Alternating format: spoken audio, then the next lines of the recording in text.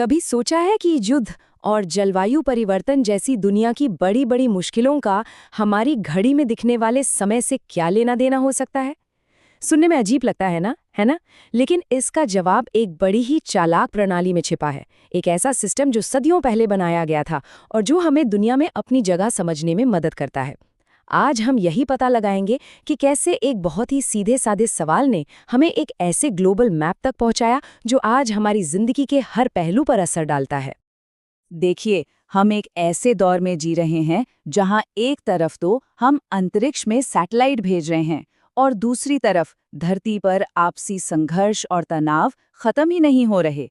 Technology तो तेजी से बढ़ रही है, लेकिन हमारे ग्रह पर दबाव भी उतना ही बढ़ता जा रहा है। तो इतनी सारी उलझनों के बीच सवाल ये उठता है कि हम समाधान खोजना शुरू भी कहां से करें? और इसका जवाब बहुत सीधा साधा है, जिसे हम अक्सर नज़रअंदाज कर देते हैं। जवाब है, हम उस चीज़ को ठीक नहीं कर सकते जिसे हम समझते ही नहीं। एक बेहतर भविष्य बनाने के लिए सबसे पहले हमें आज की हकीकत को ठीक ठीक समझना होगा। और इसका मतलब है मानव समाज की इस पेचीदा लेकिन दिलचस्प मशीनरी के अंदर झांकना। और इसी काम के लिए इंसानों ने कुछ खास औजार बनाए हैं। यहीं से हम सामाजिक विज्ञान यानी सोशल साइंस की दुनिया में कदम रखते हैं, जो हमारी अपनी ही दुनिया को समझने की एक कोशिश है। तो ये सामाजिक विज्ञान आखिर है क्या? इसे किसी किताबी विषय की तरह मत सोचिए, इसे एक मिशन की तरह देखिए। मिशन ये समझने का कि हम एक दूसरे के साथ कैसे रहते हैं, काम करते हैं, एक दूसरे का साथ देते हैं और क्यों लड़ते हैं। मतलब बड़े पैमाने पर ये हमारी खुद की ही पढ़ाई है। लेकिन हाँ, ये फिजिक्स या केमिस्ट्री से बिल्कुल अलग है, जहाँ नियम अक्सर तय होते हैं। सामाजिक विज्ञान की लैब तो खुद पूरी इंसानियत है। और इंसान तो अनप्रिडिक्टेबल होते हैं, है ना?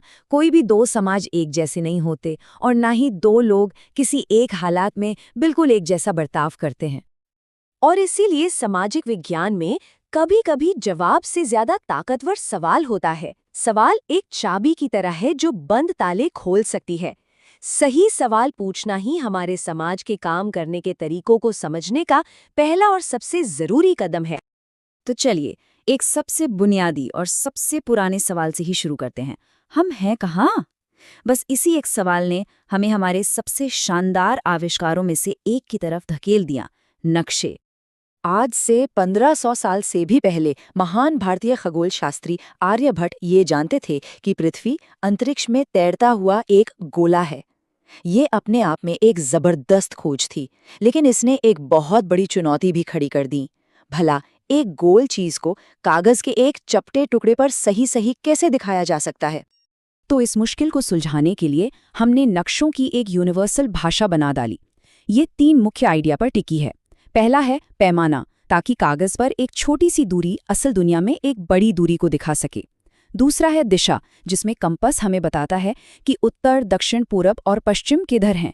और तीसरा है प्रतीक यानी सिंबल्स, जो नदियों से लेकर शहरों तक हर चीज के लिए एक विजुअल कोड की तरह काम करते हैं।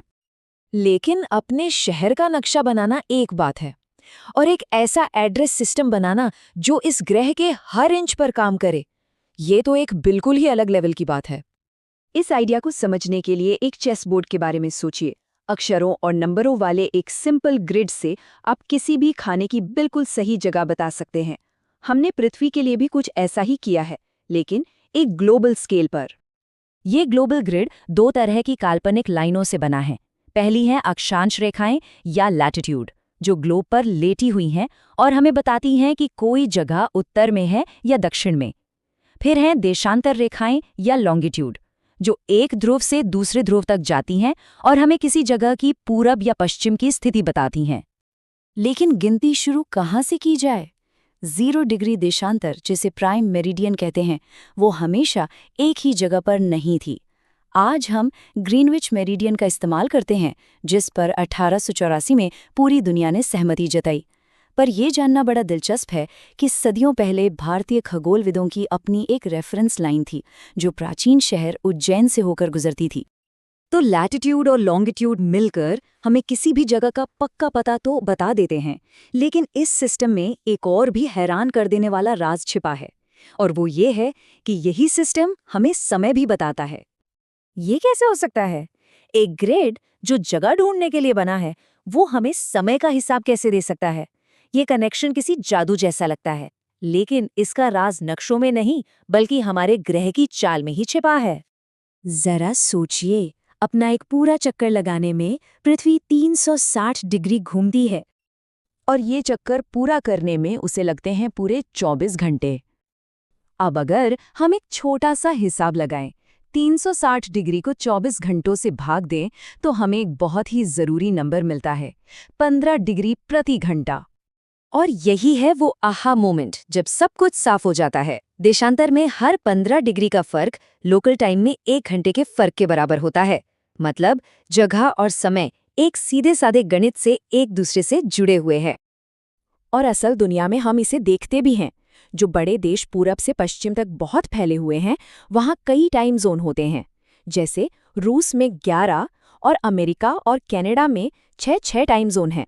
ये सब इसी सिस्टम पर टिका है। तो चलिए एक कदम पीछे हटकर इस पूरी तस्वीर को देखते हैं। ये जो हमने देखा, ये सिर्फ भूगोल की एक क्लास नहीं है, बल्कि ये इस बात का एक जीता जागता उदाहरण है कि हम मिलकर अपना भविष्य कैसे बना सकते हैं। ये जो ग्लोबल ग्रिड और टाइम जोन का सिस्टम है, ये कोई किताबी ख्याल नहीं है, ये हमारी आज की जिंदगी की नींव है।